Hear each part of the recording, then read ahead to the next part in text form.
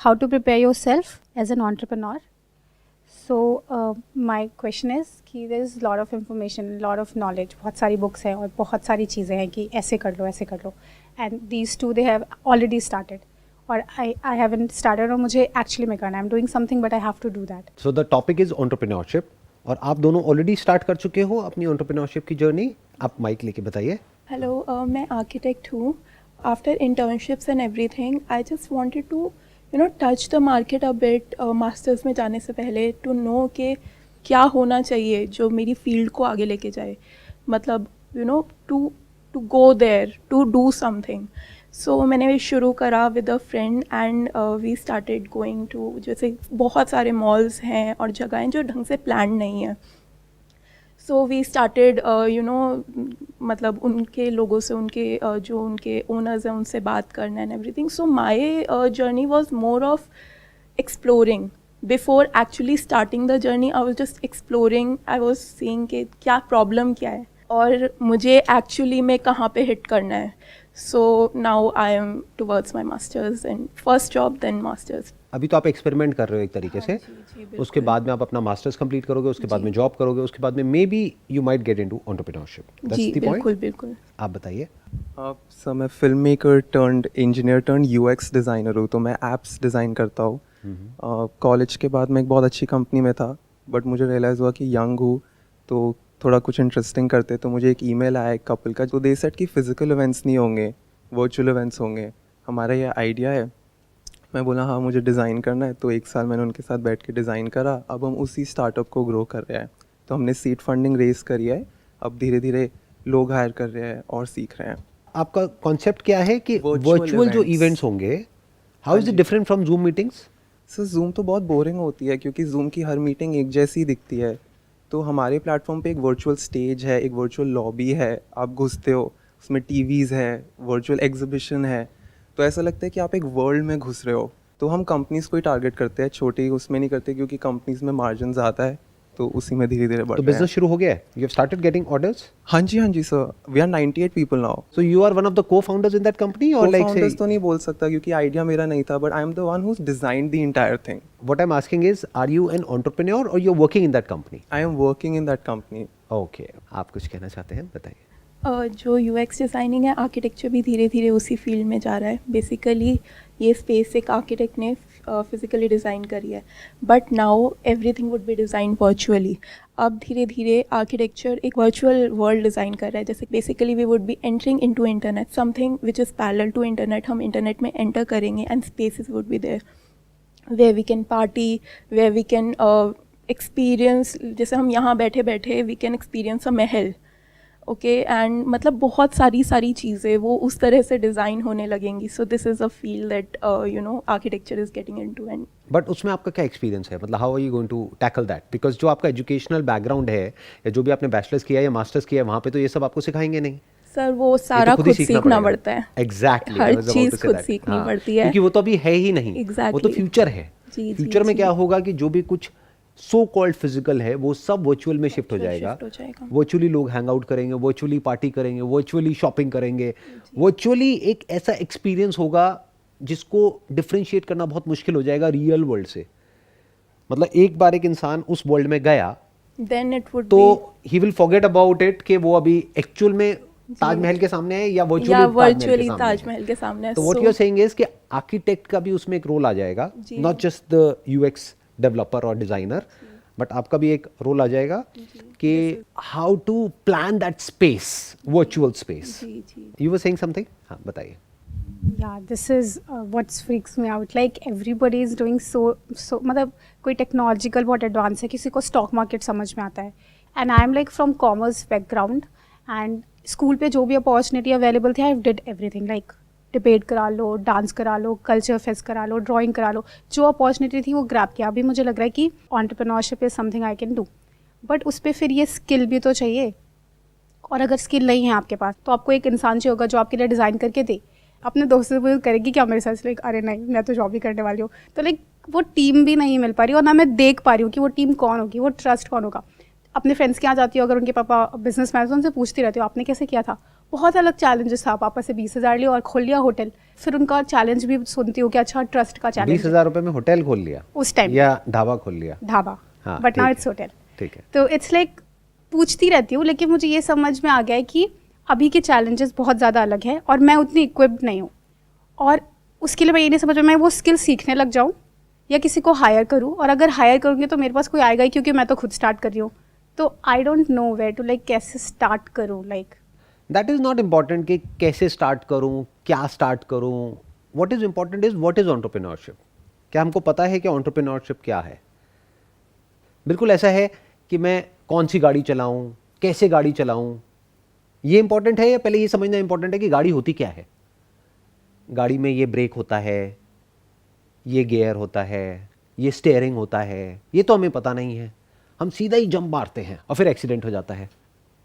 The right question to ask is what is entrepreneurship. अगर ये question का answer आपके पास में क्लियर कट है तो कुछ भी मुश्किल नहीं है, फिर सब कुछ बहुत आसान है। बट अगर ये क्लियर नहीं है और ये आपको लगता है कि मुझे पता है, which may be very different from जो रियलिटी है, तो आप स्टक हो। That is the reason because of which you are stuck. तो my question to you is what is entrepreneurship? I don't have much experience of myself, but जैसे आपने शुरू करा वैसे मेरे फादर ने करा, तो I was very lucky to have first hand experience. तो मेरे को हमेशा ऐसा लगता है कि एंटरप्रेन्योरशिप कोई एक चीज़ नहीं है। It's not just information, it's not just knowledge, it's everything. It's personality, it's experience, it's knowledge, it's connections, it's security, it's everything. और जब हम उसको बैलेंस करते हैं, जैसे गाड़ी सिर्फ गियर नहीं है, इट्स एवरीथिंग। आपके पास स्टीयरिंग आना चाहिए, आपको पता होना चाहिए कौन से गियर में गाड़ी चल रही है, आपके पास ब्रेक है, आपके पास सब कुछ, एक्सेलरेटर है, क्लच है। तो जब आप उन सबको मिक्स करके एक स्पीड में धीरे धीरे बढ़ते हो, रुकते हो, बढ़ते हो, रुकते हो, गिरते हो, बढ़ते हो, आगे बढ़ते हो, पर कॉन्स्टेंटली चलते हो। आप क्या कहना चाहते हैं इसके बारे में? सर ऑफ कोर्स मेरे पास भी पर्सनल एक्सपीरियंस नहीं है, but I love reading about Azim Prem ji या जमशेद जी टाटा। तो मुझे रियलाइज़ हुआ कि ये सारे लोग जो बहुत सक्सेसफुल एंटरप्रेन्योर्स हैं, they had the ability to recognise opportunity, and जैसे वो उस अपॉर्चुनिटी को देख रहे थे, they felt extremely excited about it. Most cases में क्या होता है, अगर बाकी लोगों को अपॉर्चुनिटी दिख भी रही है, they are not excited about it, but ये लोग बहुत एक्साइटेड थे। और क्या होता है कि when you are emotionally aligned, तो you have immense power coming from the inside. तो I feel that entrepreneurship is basically you being sensitive to opportunities that excite you, and then in the long run वो opportunities society को भी आगे लेके जाती है, क्योंकि इन सब लोगों ने सोसाइटी को भी बहुत कुछ दिया है। Narayan Murthy ji, Azim Prem ji, they make fabulous donations. Donation से भी ज़्यादा जो अच्छा काम उन्होंने किया है या जो इंपॉर्टेंट काम किया है वो है कि दे हैव क्रिएटेड जॉब्स। उन्होंने जो हमारी कंट्री है उसकी इकोनॉमी की जो ग्रोथ है उसको एक्सेलरेट किया है। वो ग्रोथ की वजह से ही सब कुछ हो पा रहा है। वो जो टैक्सेस आते हैं गवर्नमेंट के पास में, वहीं से तो सब कुछ होता है। तो वो ज़्यादा इंपॉर्टेंट है बजाय कि charity, because charity is more like a one of kind of a thing.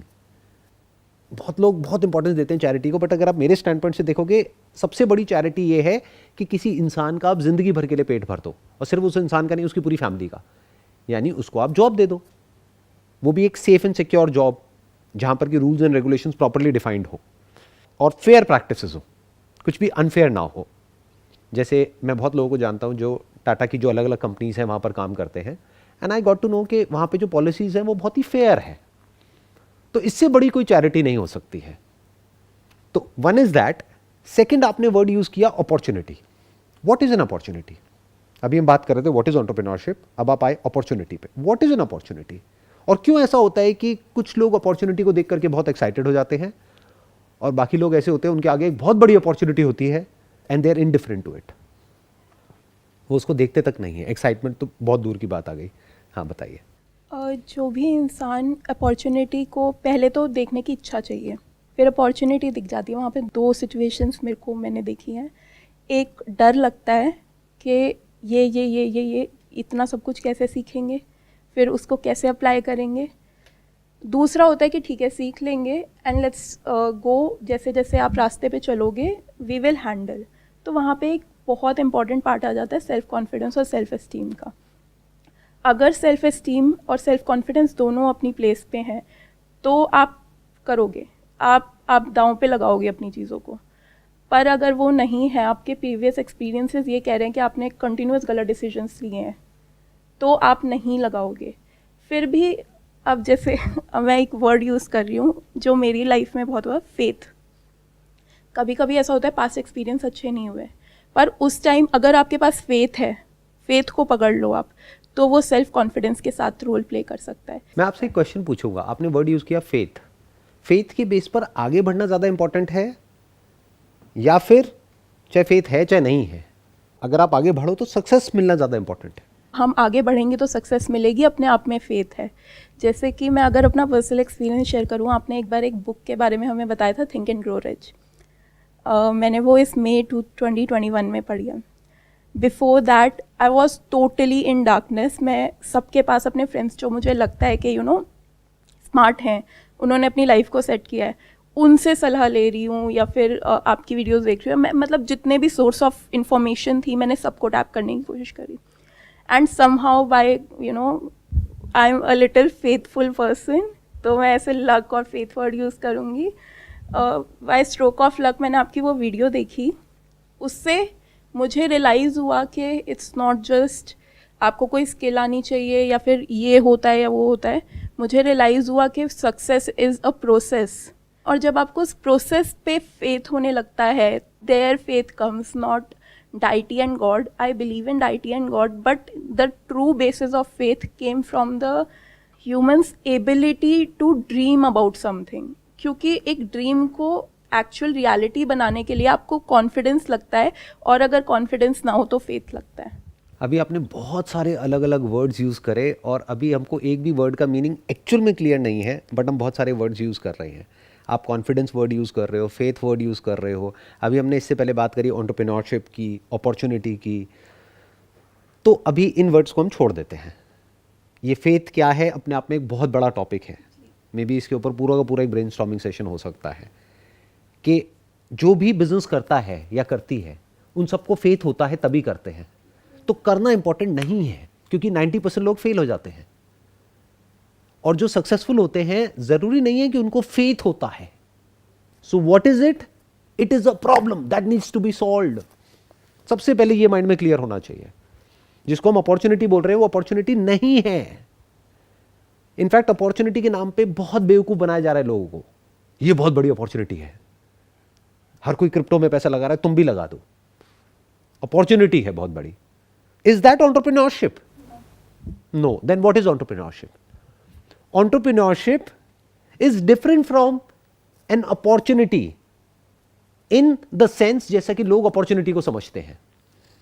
लोग तो गैम्बलिंग को भी अपॉर्चुनिटी समझ लेते हैं, लोग तो जो गेट रिच क्विक स्कीम्स होती है उसको भी अपॉर्चुनिटी बोलते हैं कि तुम्हारे लिए ये बहुत बड़ी अपॉर्चुनिटी है, देखो ये ज्वाइन करके तुम कितना पैसा कमा सकते हो, कितनी बड़ी अपॉर्चुनिटी है, किस बेस पे? मैंने कमाया तो तुम भी कमा सकते हो। क्या वो एंटरप्रेन्योरशिप है?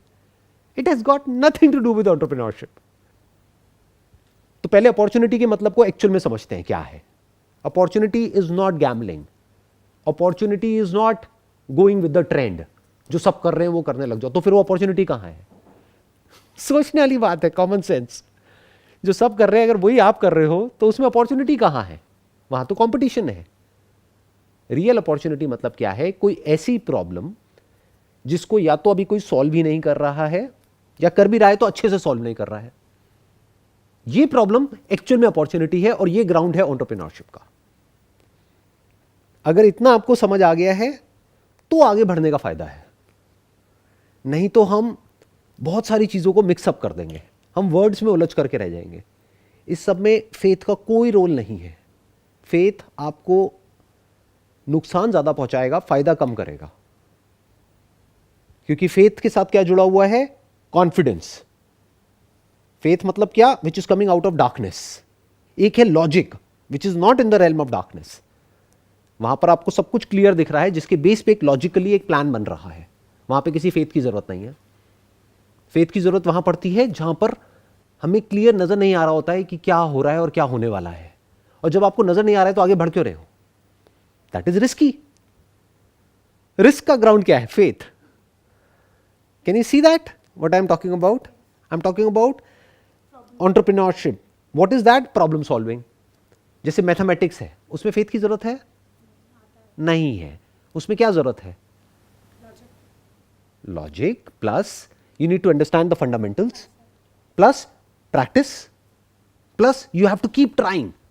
हो सकता है कॉम्प्लिकेटेड प्रॉब्लम हो जिसका सोल्यूशन निकालने में कुछ दिन लगे, तो you don't need faith, you just need an understanding कि इसमें टाइम लगता है. It's a fact, it's not a belief कि टाइम लगता है. आप समझ रहे हो? जैसे रिलीजन और ये सारे जो कॉन्सेप्ट्स हैं, that is all based upon faith. क्यों? क्योंकि वो साइंस के दायरे में नहीं है. But entrepreneurship is in the realm of science. It is science. एक प्रॉब्लम को सॉल्व करना इज साइंस. इंटेलेक्चुअल जो कॉन्सेप्ट्स हैं, that has got nothing to do with science. That is like more like intellectual stimulation, intellectual speculation. In fact, speculation is not opportunity. Speculation में you need a lot of belief. और वो आपको फंसा देता है कि आज मैं ये स्टॉक मार्केट में इस शेयर के ऊपर पैसा लगा रहा हूँ, मुझे पूरा भरोसा है कि ये 10 गुना हो जाएगा. तो ये सब क्या है? This has got nothing to do with entrepreneurship. Entrepreneurship की जो शुरुआत होती है, that is to identify a problem, maybe in your life और समवन एल्सेस लाइफ, और उस प्रॉब्लम को बहुत ही सिंपल तरीके से, आसान तरीके से सॉल्व करना. That is entrepreneurship. जैसे मान लो पानी की वजह से लोगों को बीमारियां हो रही हैं, पानी गंदा है, तो एंटरप्रेन्योरशिप का मतलब क्या हुआ? अपॉर्चुनिटी को देखना और एक्साइटेड होना ना. एंटरप्रेन्योरशिप मीन्स इस प्रॉब्लम को समझना कि एक जेन्युइन प्रॉब्लम है. क्या हो अगर हम साफ पानी दें और उसका एक रीजनेबल अमाउंट चार्ज करें? हो गई बिजनेस की शुरुआत. जैसे मेरे करियर की शुरुआत कैसे हुई? मैंने मॉडलिंग से अपना करियर शुरू किया. देखा मॉडलिंग में क्या प्रॉब्लम है. 90% से ज़्यादा जो मॉडलिंग एजेंसीज होती हैं उस टाइम भी और आज भी, वो फ्रॉड है, जेन्युइन नहीं है. वो बेवकूफ़ बनाती हैं लोगों को, पैसे ले लेती हैं लेकिन काम नहीं देती है. ये क्या है? एक प्रॉब्लम है जो मैंने फेस करी. तो मैंने कहा क्या हो कि अगर एक जेन्युइन प्लेटफॉर्म उनको प्रोवाइड किया जाए. अब वो प्रोवाइड करने के लिए मुझे क्या चाहिए? फोटोग्राफी सीखनी पड़ेगी. सीख ली. क्या उसके लिए मुझे 4 साल का फोटोग्राफी का कोर्स करना पड़ेगा? Not required. कोई पूछता ही नहीं है कहाँ से किया, कितने का किया, 2 हफ्ते का किया, बस. उस प्रॉब्लम को सॉल्व करना शुरू किया. फिर जब उस प्रॉब्लम को सॉल्व करना शुरू किया, तब मुझे समझ आया कि ये अकेले मेरी प्रॉब्लम नहीं है, कुछ लोगों की प्रॉब्लम नहीं है, ये तो बहुत लोगों की प्रॉब्लम है, ये तो सबकी प्रॉब्लम है, ये हजारों लाखों लोगों की प्रॉब्लम है. तब जब मुझे वो नजर आया तो मेरी जो विजन है वो बड़ी होने लग गई. बिल्कुल ऐसा है जैसे मैं कुएं से निकल करके एक नदी में चला गया, फिर देखा अच्छा ये तो और बड़ा है, फिर एक समुद्र में चला गया. ये getting where I am coming from. ऐसे बिजनेस बड़ा होता है. हम क्या गड़बड़ करते हैं? हम हैं एक्चुअल में कुएं में और बातें करते हैं समुद्र की कि मैं ये करूंगा, मैं वो करूंगा, मैं वो करूंगा, उसके लिए मुझे ये चाहिए, वो चाहिए. अरे भैया पहले कुएं को तो कॉन्कर कर लो. कुएं की जो प्रॉब्लम है उसको तो सॉल्व कर लो. बाद में नदी की प्रॉब्लम के बारे में सोचना जब आप एक्चुअल में नदी में पहुंच जाओगे. ऐसे स्टेप बाय स्टेप बड़े आराम से समझना होता है. जैसे आपने निरमा ब्रांड के बारे में सुना होगा. उनकी शुरुआत कैसे हुई थी? मतलब शायद पढ़ा था ये साइकिल पे लेकर बेचने जाते थे, लाइक. हाँ. अब ये स्टोरी सही है या नहीं है आई डोंट नो, बट जो भी आप कह रहे हो मैंने भी वही सुना है कि वो साइकिल पे ले करके अपना कुछ बनाया और बेचते थे घर घर जा करके. तो लोग उनसे क्यों खरीदते थे? क्योंकि जो और कंपनीज की जो सोप्स आती थी वो या तो महंगी थी या फिर वो इतना अच्छा काम नहीं करती थी. उन्होंने दोनों प्रॉब्लम्स को सॉल्व कर दिया. सस्ती और ज़्यादा अच्छे से सफाई. बस इतना ही तो है एंटरप्रेन्योरशिप. और क्या है? लोगों ने यूज़ किया, उनको अच्छा लगा, उन्होंने वापस से ऑर्डर किया. उन्होंने जब ऑर्डर किया तो उन्होंने दोबारा से बनाया, दोबारा से दिया, फिर वहाँ से पैसा आने लगा, फिर वो बिजनेस बड़ा हो गया. हम कॉम्प्लिकेटेड क्यों बना देते हैं एंटरप्रेन्योरशिप को इतना? Why do we make it so complex कि हम कुछ कर ही नहीं पाते हैं? Entrepreneurship is very simple. So called ये जो स्टार्टअप वर्ल्ड है उसकी तरफ जो रेस लगी हुई है, दैट इज डिफिकल्ट. बहुत बार क्या होता है स्टार्टअप वर्ल्ड में, लोगों के पास में एक प्रॉपर रेवेन्यू मॉडल नहीं होता है. वो प्रॉफिटेबिलिटी को दिखा नहीं सकते एक पेपर के ऊपर कि वहां क्या होगा, कैसे होगा. बातें होती हैं कि ये होगा, वो होगा, वो होगा 10 साल बाद, 20 साल बाद, मतलब एक्चुअल में कुछ पता ही नहीं है कि क्या होगा. इसी वजह से उसमें से मेजॉरिटी ऑफ स्टार्टअप्स जिनको फंडिंग मिलती है उसके बावजूद वो फेल हो जाते हैं। और सिर्फ फंडिंग नहीं मिलती है, पूरा का पूरा एक सपोर्ट सिस्टम मिलता है।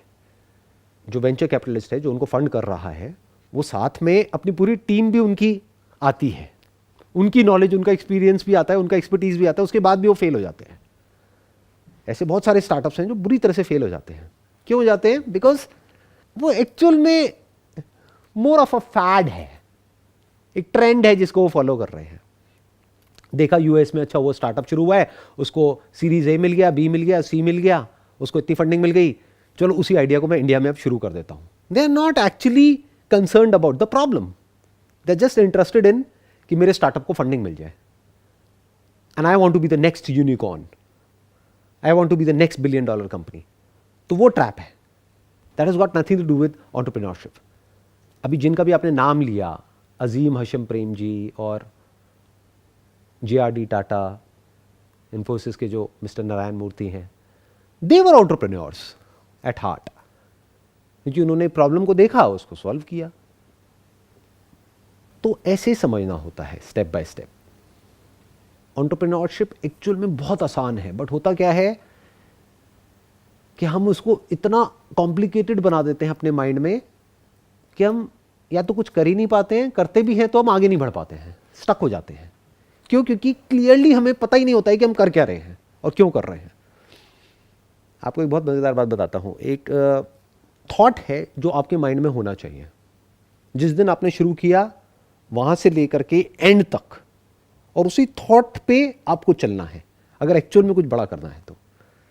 एक बुक है गुड टू ग्रेट, आपने शायद पढ़ी होगी, I am not sure, very interesting book.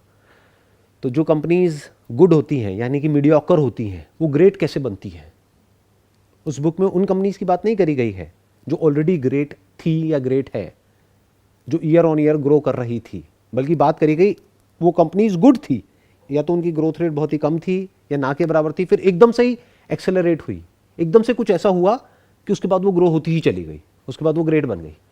तो ऐसा क्या हुआ? उसमें एक बहुत बड़ा रोल होता है कि एक चीज आपको सही करनी आनी चाहिए बस। यानी एक प्रॉब्लम है, पहले उसको आइडेंटिफाई कर लो और उसको अच्छे से सॉल्व कर दो।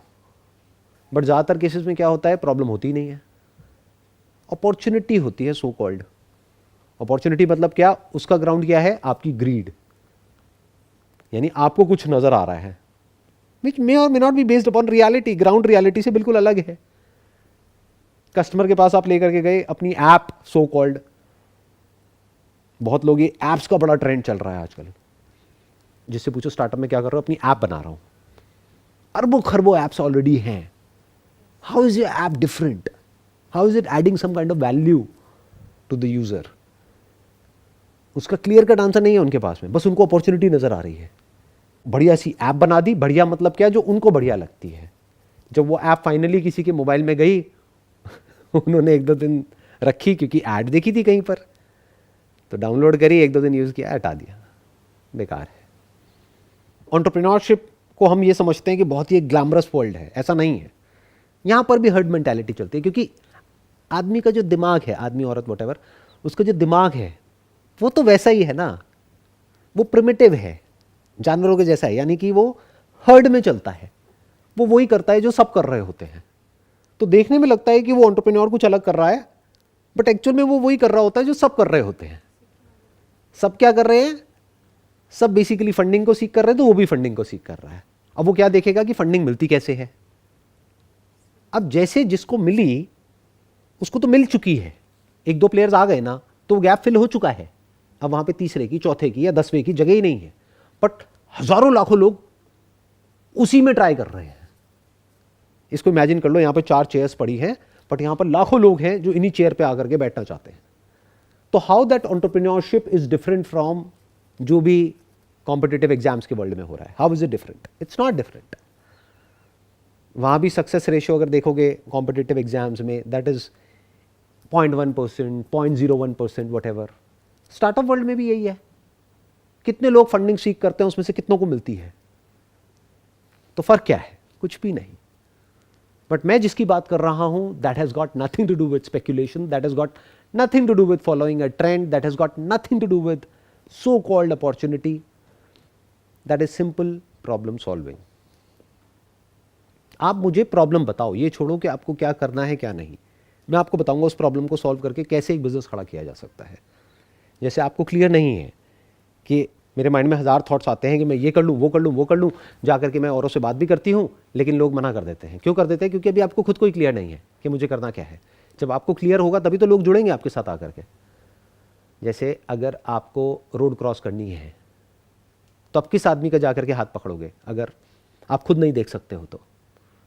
किसी ऐसे इंसान का जो देख सकता है. अब आप बताओ कोई ऐसी प्रॉब्लम जो आपने या तो खुद फेस करी हो या you are passionate about solving that problem, जो आपको क्लियर नजर आ रही हो कि दुनिया में लोग फेस कर रहे हैं और इसका अभी प्रॉपर सॉल्यूशन नहीं है. So many problems, like so many. Like Tell me about the biggest problem, not so many The biggest problems. problem of my life is food. I live in a PG. I see the channels जहाँ पे मुझे पता है कि अच्छा ये वाला नमक नहीं खाना चाहिए because it's not good for I have PCOD also. तो आई नो कि किस तरह का तेल अगर रिप्लेस कर देंगे तो पकौड़े तल के खाओ, हेल्थ को कुछ नहीं होगा. अगर तुम सरसों के तेल में खाओगे तो पकौड़े खाओ, कुछ प्रॉब्लम नहीं है. लेकिन तुम रिफाइन में खाओगे तो प्रॉब्लम है. इस नमक को चेंज कर दोगे तो तुम्हारी लाइफ आसान हो जाएगी. आई थिंक ये बहुत बड़ी प्रॉब्लम है और लोग बहुत माइंडलेसली कर रहे हैं. किसी को कोई फ़र्क नहीं पड़ता. देसी की सब्ज़ी का कलर अच्छा नहीं है यार, तो सब्ज़ी नहीं खाऊंगे. और पीजी में जो खाना आता है उसमें भी प्रॉब्लम है. कुछ भी नहीं करना है, सिंपल से जाके उनकी इंग्रेडिएंट्स को रिप्लेस कर देना है. तुम 10 रुपये वाला नमक लेते हो, कोई बात नहीं, 30 वाला हम नमक डाल देंगे, हेल्थ भी सही हो जाएगी. Plus my brother was laughing at me. मैंने कहा मैं आयुर्वेदिक फुल्की स्टार्ट करूँगी कि फुल्की खाना है ना तो आटे की फुल्की होगी और ऑयल का तेल में होगा और मसाला अच्छा होगा, खाते रहो फुल्की. तो पापा जय कम से कम 5 दिन ऐसे थे आयुर्वेदिक फुल्की स्टार्ट करेगी, तुझे बस पढ़ना नहीं है बस ये. तो आई थिंक ये फूड वाली प्रॉब्लम बहुत बड़ी है क्योंकि मेरे साथ ये प्रॉब्लम हो रही है. पीजी में आप रहते हो और वहाँ पर ये प्रॉब्लम फेस कर रहे हो. Why are you so passionate about this problem? Are you passionate about this problem? Yes, because I want to fit in my clothes and I know कि पूरी दुनिया की लड़कियाँ चाहती है फिट करना और उसका सबसे मेजर खाना है. लाइक कुछ भी कर लोगे तुम, खाना सही नहीं खाओगे, तुम कितनी भी एक्सरसाइज करोगे कुछ फ़र्क नहीं पड़ने वाला. खाना सही खाओ, एक्सरसाइज 10 मिनट की वॉक कर लो. मेरे को मतलब मैंने इस चीज़ पे इतना ज़्यादा कर लिया ना, लाइक खाने की रिसर्च, एक्सरसाइज की research, intermediate fasting, body mind, मुझे उसकी नॉलेज है और मेरी वो स्किल नहीं है. मैं कॉमर्स बैकग्राउंड से तो लोग वो मेरी स्किल समझते हैं, लेकिन मेरी स्किल ये है आई कैन टेल कि तुम वेट क्यों नहीं रिड्यूस कर पाए, आई कैन टेल कि इस खाने में क्या प्रॉब्लम है, अच्छा इसमें ये आयरन की कमी कैसे, आई नो दैट थिंग. आपने खुद ने लूज किया weight? Yes, but it's like Motu Patlu चलता है मेरे साथ. कभी कम हो जाता है. अभी एग्जाम आ रहा है कैट का तो पढ़ना होता है तो टाइम निकाल नहीं पा रही हूँ, तो पार्क में जाऊँगी तो आई नो की मतलब इट्स लाइक गेन होता है, गेन कम हो जाता है. लेकिन I know the process is well और वो वर्क भी करता है. दूसरों के लिए बता भी सकती हूँ, लेकिन देर like why will I hear you. अगर मैं तुम कुछ सही भी बता रही हूँ कि ये मत खाओ तो पीपल आर लाइक मैं क्यों सुनूँ, मुझे नहीं करना. तो ये अवेयरनेस कैसे आएगी? और प्रॉब्लम ये भी है comfort zone. It's like I can see अभी मैं टीचर में हूँ, उसके बाद ये कर लूँगी, उसके बाद ये कर लूँगी, इट्स लाइक सेट. इसके बाद यहाँ पे प्रॉब्लम है. तो कभी कभी ये भी होता है कि ठीक है कल कर लूँगी, अच्छा एग्ज़ाम के बाद कर लेती हूँ. अब जैसे ही एग्ज़ाम पास में आ रहा है और आई नो कि मैंने पूरी दुनिया को अब बोल के रखा है कि इसके बाद मैं पढ़ाई पे अपना टाइम नहीं वेस्ट करूँगी, this is the last chance I am giving, because 1 साल पढ़ लिया तो दोबारा पढ़ के देख लूँ. तो अब डर लग रहा है, अब लग रहा है अब तो कुछ करना ही पड़ेगा और अब वो डोर्स नहीं दिख रहे हैं. अब इट्स लाइक कि हाँ प्रॉब्लम है, इसकी प्रॉब्लम है, रेस्ट रूम की प्रॉब्लम है, बहुत सारी प्रॉब्लम है. कौन सी प्रॉब्लम सेलेक्ट करूँ? सारी तो प्रॉब्लम फेस करी है. होटल्स की प्रॉब्लम फेस करी है, ये सीड फंडिंग वाला Thales fellowship and all that मैंने डाला कि हाँ ठीक है फंडिंग मिल जाए. बिल्कुल सही, क्या करूँगी उस फंडिंग का? 20 लाख दे देंगे तो कहाँ लगाऊंगी? अभी थोड़ा क्लियर हो रहा है. आई थिंक मैं बहुत ज़्यादा बोल रही हूँ. Do you have something to say? Sir just one thing, जब आप प्रॉब्लम सॉल्विंग की बात कर रहे थे तो that's something that truly helped me and that is की बीइंग वेरी केयरफुल कि आपके पहले 4-5 कस्टमर्स कौन है. बिकॉज जब हम प्रॉब्लम सॉल्व करते हैं तो एजम्पशंस के बेस पे चलते हैं कि ये प्रॉब्लम है. फिर जब आप पहले 5 कस्टमर्स से बात करते हो तो आपको रियलाइज़ होता है कि ये सारी एजम्पशंस थी और प्रॉब्लम कुछ और थी. बट अ फ्लिप साइड ये कि अगर वो 5 कस्टमर्स गलत है तो वो आपको गलत फीडबैक दे देंगे और फिर आपका प्रोडक्ट ही पिवट हो जाएगा. कि जब आप बिल्कुल नए आते हो तो आपको होता है यार मुझे बताओ ना गलती क्या है. अगर कोई इनकरेक्ट आदमी आपके प्रोडक्ट को उस टाइम पे शिफ्ट कर दे तो बहुत बड़ी गलती हो जाती है. तो मेरे को ये लगता है कि जब आप प्रॉब्लम सॉल्विंग करो बी वेरी केयरफुल कि आपके इनिशियल 5 कस्टमर्स कौन है, क्योंकि उनका फीडबैक बहुत फंडामेंटल होता है टू योर प्रोडक्ट ग्रोथ. इसको इस तरीके से देखो, बेसिकली क्या है कि इट्स अ कॉम्बिनेशन ऑफ जो आपके कस्टमर्स हैं वो क्या बोल रहे हैं बिकॉज बोलते हैं ना कस्टमर इज़ ऑलवेज राइट, ऐसा नहीं है, क्योंकि कस्टमर तो कुछ भी बोलेगा। फॉर एग्जांपल जब हमने अपना साइट को लॉन्च किया तो कस्टमर्स ने बोला कि यार आपके पास में इस तरह की इमेजेस नहीं है, तो हम कुछ भी कर लें हमारे पास सब तरह की इमेजेस तो हो ही नहीं सकती। बिल्कुल ऐसा है, आप किसी शोरूम में गए और जा करके बोला कि आपके पास में ना इस तरह के कपड़े नहीं हैं, तो अब उस शोरूम वाले को ये समझना है कि मेरे पास में लिमिटेड जगह है, अगर मैं ऐसे हर एक की सुनने लग गया और अपने शोरूम को पूरा भर दिया तो मैं काम ही नहीं कर पाऊंगा, वहाँ पे चलने की जगह नहीं बचेगी। तो उस टाइम पे उसको क्लियर होना चाहिए कि वो मेरी विजन के साथ में फिट हो रहा है नहीं हो रहा है। यानी आपने प्रॉपर्ली क्या उस गैप को आइडेंटिफाई किया है, क्या उस प्रॉब्लम को समझा है, क्या वो उस प्रॉब्लम से कनेक्ट हो रहा है, या वो कस्टमर ऐसे ही कुछ भी फालतू का बोल रहा है। बिल्कुल ऐसा है जैसे मान लो इन्होंने खाने का काम शुरू कर दिया और कस्टमर ने आकर के बोला आपके पास खाने तो मिलता है लेकिन कपड़े नहीं मिलते, तो अब आप क्या कपड़े भी निकाल दोगे? या फिर वो कहेगा खाना तो मिलता है आपके यहाँ पे, हेल्दी तो है, लेकिन मान लो साउथ इंडियन में इस तरह का खाना नहीं है। तो अब अगर आप सब कुछ करने लग जाओगे तो आपके पास में एक छोटी सी किचन है, सब कुछ कैसे करोगे? You getting where I am coming from? तो ऐसा नहीं कि कस्टमर जो भी बोलेगा वो आपको करना है, क्योंकि वो करने लग गए तो अब आप पागल हो जाओगे, क्योंकि फोकस आउट हो गया ना।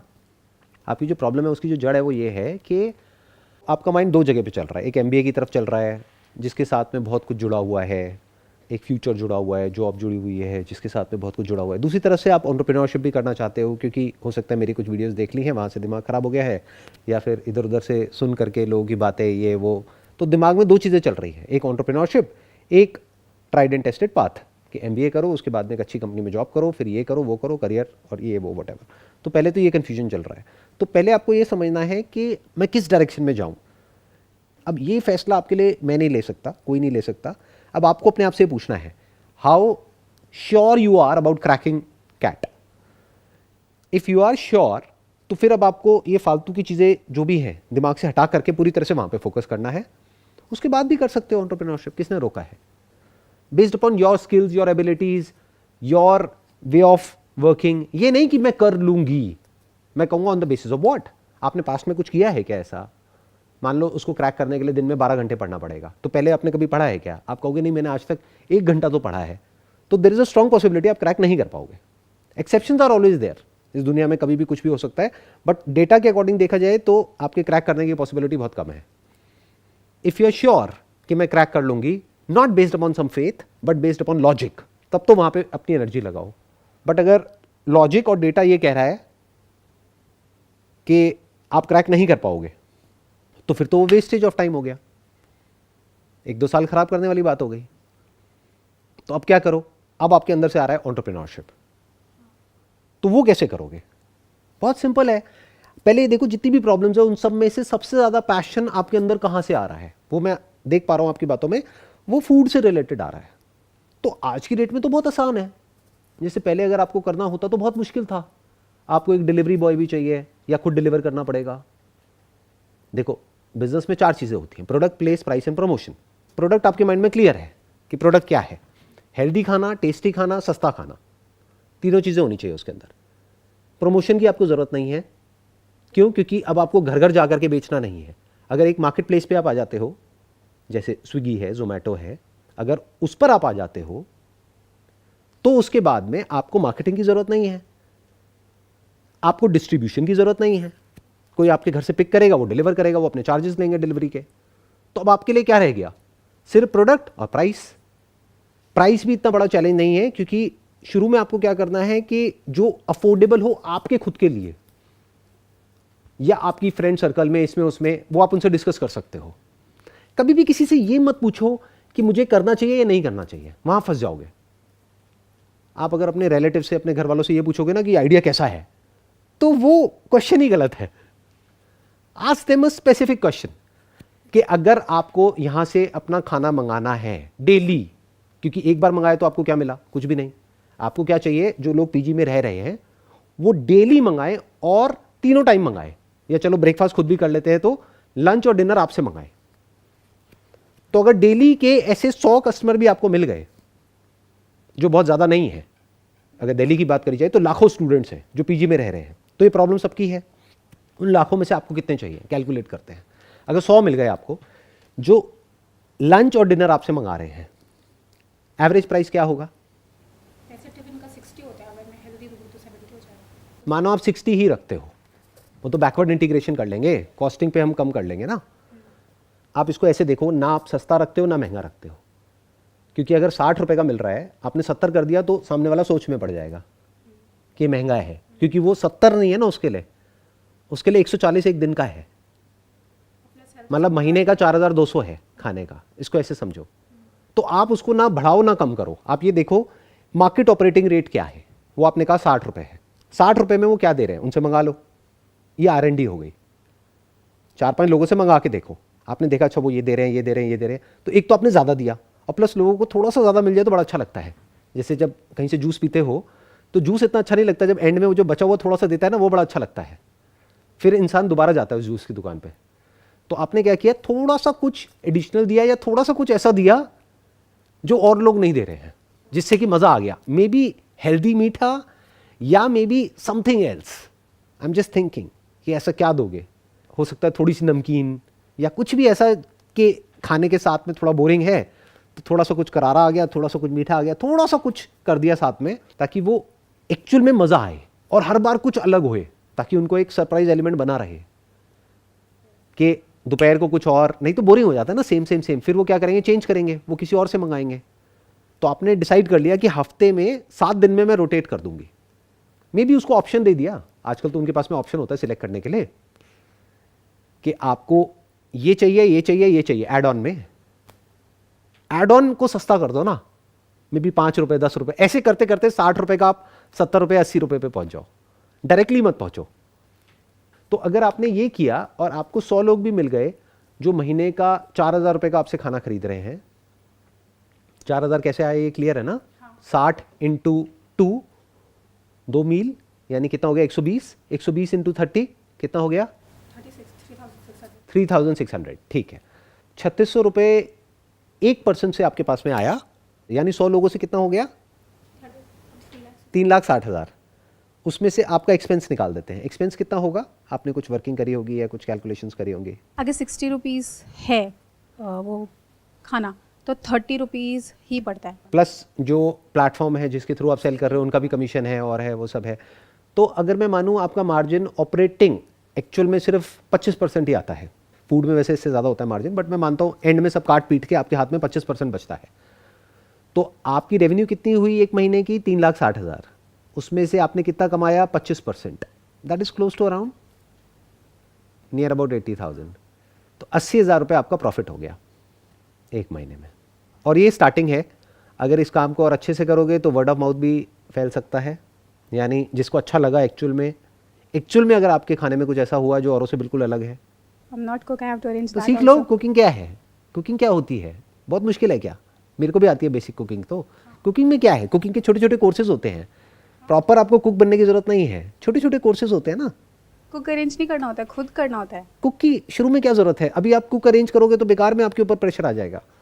ये भी एक बहुत इंपॉर्टेंट पॉइंट है समझने वाला, ध्यान से समझना मेरी इस बात को। चाहे तो आप एक कुक भी अरेंज कर सकते हो, लेकिन अगर आपका फाइनेंशियल बैकग्राउंड इतना स्ट्रांग नहीं है तो मैं रिकमेंड नहीं करूंगा, क्योंकि आप अननेसेसरी अपने ऊपर प्रेशर क्रिएट कर रहे हो। और प्लस आप जब खुद ही नहीं समझते कि कुकिंग क्या होती है, आप किसी को क्या समझाओगे। उस कुक को जैसे आप कुछ बोलोगे ना करने के लिए, वो हंसेगा या हंसेगी, वो कहेंगे पता तो कुछ है नहीं मैडम को, ऐसी कुछ भी आ करके बोलती रहती है। अगर मैं फोटोग्राफी के बारे में जा करके अपनी कंपनी में किसी को कुछ बोलूंगा तो मुझे पता तो होना चाहिए अपर्चर क्या होता है, शटर स्पीड क्या होती है, डेप्थ ऑफ फील्ड क्या होता है, ये क्या होता है, वो क्या होता है। नहीं तो वो कहेंगे कि ये बाबू तो बेवकूफ़ है, कुछ भी बोलता है। You getting where I am coming from. तो उसके 2 बेनिफिट हो रहे हैं, एक आप कुकिंग सीख रहे हो, और कुछ नहीं तो अगर काम नहीं भी चला लाइफ में, कुकिंग तो काम आएगी, खुद के तो काम आई जाएगी। अगर कुकिंग का आपने बेसिक सा कोर्स कर लिया 5-10 हज़ार रुपये का कहीं से, तो आपका गया क्या, एक हॉबी की तरह देख लो। और घर से आपने शुरू किया, अगर पूरे महीने में 10 ऑर्डर भी आए तब भी आपका गया क्या, कुछ भी नहीं। और जब ऑर्डर बढ़ जाएंगे तो कुक रख लो और उस कुक को खुद ट्रेन करो। अब अगर वो कुक नहीं भी है तब भी आप उसको कुक बना सकते हो अगर आप खुद कुक हो तो। जैसे हमारी कंपनी में जितने भी फोटोग्राफर्स हैं उन्होंने एक्चुअल में कहीं से कोई प्रोफेशनल कोर्स नहीं किया हुआ है फोटोग्राफी का, उन सबको मैंने सिखाया है। समझ रहे हो मैं क्या कहना चाह रहा हूं? इट्स सिंपल एक्चुअली, बट हम करते क्या, हम चीज़ों को कॉम्प्लिकेटेड कर देते हैं। जैसे आप घर पे जाकर के बात करोगे मेरे को कुक को रिक्रूट करना है, अच्छा उसकी सैलरी है 15,000 रुपये, वो कहेंगे चुपचाप बैठ जाओ। बट अगर आप खुद कुकिंग का कोर्स करने जा रहे हो तब तो मुझे नहीं लगता कि आपके घर वालों को कोई प्रॉब्लम होगी किसी तरह की। खुश हो जाएंगे। क्यों? बैक टू द बेसिक, यही तो चाहते थे। खाना बनाओगी, रोटियां बनाओगी, मैं सिखा देती हूँ, मम्मी सिखा देगी, अम्मा सिखा देगी, अम्मा की रेसिपी कितनी अच्छी होती है। तो बहुत लोग बैठे हैं सिखाने वाले, वहाँ से सीख जाओगे, नहीं तो प्रोफेशनली भी सीखो और उनसे भी सीखो, सबसे मिला करके सीखो ना। खुद पहले एक कमाल के कुक बनो ना, तभी तो एक्चुअल में you are passionate about solving the problem. नहीं तो you are just interested in money कि मैं फटाफट से कुक रखूंगी, उसको इतना सैलरी दूंगी, इतना यहाँ से ये बिक जाएगा, फिर इतने पैसे आ जाएंगे। Now you are looking at the opportunity, not the problem. The real problem is not कि अच्छा खाना नहीं है, अच्छा खाना मिलता है। प्रॉब्लम यह है कि ऐसे लोग जो कि पैशनेट हैं कुकिंग को लेकर के, जो उस कुकिंग में सिर्फ कुक ना करें बल्कि अपना पूरा पैशन उसमें झोंक दे, ऐसे लोग बहुत कम है। तो if you can be one of them, तो ये आपकी फाउंडेशन हो गई आपकी कंपनी की। इसके ऊपर अब आप कितनी भी बड़ी बिल्डिंग खड़ी कर सकते हो। ऐसे बहुत कम लोग सोचते हैं। करते क्या है, बिजनेस को इतना कॉम्प्लिकेटेड बना देते हैं। मैं क्या कर रहा हूं, सिंपल करता चला जा रहा हूं, बिल्कुल सिंपल। आसपास में पैम्फलेट निकलवा दो, न्यूज़पेपर्स आते होंगे आपके घर के आसपास में, यहां पे वहां पे, उसमें पैम्फलेट डलते हैं। मानो एक पैम्फलेट पड़ा आपको 50 पैसे का, तो 10,000 पैम्फलेट कितने के हो गए? 5,000 रुपए के। 5,000 पैम्फलेट्स आपने बंटवाए किसी ऐसे एरिया में अपने घर के आसपास में जहां पे आपको पता है पीजीज बहुत ज़्यादा हैं। पीजीज का भी एक हब होता है। कुछ ऐसे एरियाज हैं दिल्ली में जहां पे बहुत ज़्यादा पीजीज हैं वहां पर, तो स्पेसिफिकली वहां पे हेडलाइन में मेंशन करो। तो अगर इस तरह से आप आगे बढ़ते हो और इस तरह से आगे चलते हो तो ना तो कोई रिस्क है। टाइम रिस्क है। टाइम क्यों रिस्क है? क्योंकि अगर आपने उसको रूल आउट कर दिया है, इसीलिए मैंने शुरुआत में आपसे क्या पूछा कि if you are confident about cracking CAT. No, that's not the problem. Problem is कि पहली बात तो फेलियर का एक वो रहता है कि फेल हो गए तो क्या, प्लस ये जो माइंडसेट है कि तुमने इतने साल से सेम चीज़, लाइक मेरे पापा एग्जांपल देते हैं कि तुम 99 रन बनाने के बाद तुम कह रही हो कि अब तुम्हें बैटिंग नहीं करनी है, तो तुम पूरे ज़िंदगी पढ़ ही क्यों रही हो अगर तुम्हें कुछ अलग करना है। That's okay, it's fine. लेकिन मैंने ये चीज़ करी। क्या अभी हम एक बार को जो और लोग कहते हैं फैमिली में, इसमें उसमें, उनको सबको एक बार साइड में रख सकते हैं? अभी आपकी बात करें, क्लियर? फैमिली इज पापा ना, वो कैसे आपके बारे में गलत बोल सकते हैं? नहीं नहीं, that is okay, but all I am saying is कि उनको कैसे डील करना है वो आपके पापा है, मेरे पापा तो नहीं है, तो आप अपने आप देखोगे कि उनसे कैसे डील करना है, राइट? अभी हम वहाँ नहीं जाते हैं। तो अभी हम बात करते हैं कि जहाँ से इस टॉपिक को हमने शुरू किया था आज के सेशन को, दैट इज एंटरप्रेन्योरशिप। आपको क्लियर हुआ एंटरप्रेन्योरशिप क्या है? हाँ, अब इसके साथ में जो प्रॉब्लम्स हैं वो आपकी प्रॉब्लम है, मेरी नहीं है। कि आपके घर वाले आपको सपोर्ट कर रहे हैं, नहीं कर रहे हैं। हो सकता है आपके घर वाले सपोर्ट करेंगे, आपके नहीं करेंगे, तो that is your personal problem. I have got nothing to do with that. जैसे आप किसी कॉलेज में जाते हो, अपने प्रोफेसर को बोलोगे मैं MBA तो कर रही हूँ, आप मुझे पढ़ा भी रहे हो, लेकिन बाद में मेरे जो इन लॉज है मुझे नहीं लगता मुझे जॉब करने देंगे। वो कहेगा तो मैं क्या करूँ? तो दैट्स योर प्रॉब्लम। तो वो कैसे सॉल्व करना है वो आप देखो, करना है नहीं करना है। बट अभी बिजनेस मॉडल क्लियर हो गया आपको, उसमें क्या चैलेंज है बताओ? ये हमने कर लिया और हमने 2-3 साल किया, लाइक हम कर रहे हैं और थोड़ी बहुत ग्रोथ मिल रही है। पर एक मिनट, 2-3 साल कहाँ से आ गया? 2-3 महीने क्यों नहीं? 2-3 महीने में रिजल्ट दिख जाएगा आपको। अलग अलग बिजनेसेस में अलग अलग तरीके से टाइम फ्रेम होता है। जैसे मैंने फोटोग्राफी करी तो मेरे को 15 दिन में, 1 महीने में रिजल्ट दिख गया। मैंने ऐड निकाली, लोग आए, उन्होंने शूट कराया, मुझे पैसा मिला, ऐड का खर्चा बाहर हुआ, 10-12 हज़ार रुपये ऐड का खर्चा था, 20-21 हज़ार रुपये मिला, काम खत्म, 8-10 हज़ार रुपये कमा लिया, वहां से शुरुआत हो गई।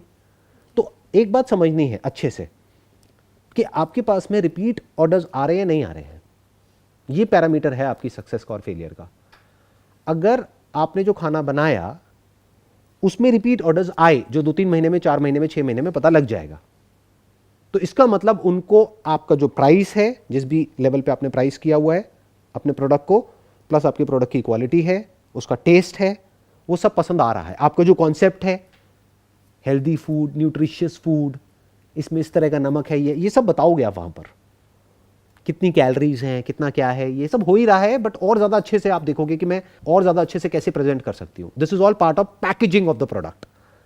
प्रोडक्ट भी इंपॉर्टेंट है, पैकेजिंग भी इंपॉर्टेंट है। ये सब आपने किया, तो अब आपको क्या देखना है अगले 2-3 महीने में कि क्या लोग एक एक बार ऑर्डर करके छोड़ रहे हैं या बार बार ऑर्डर कर रहे हैं।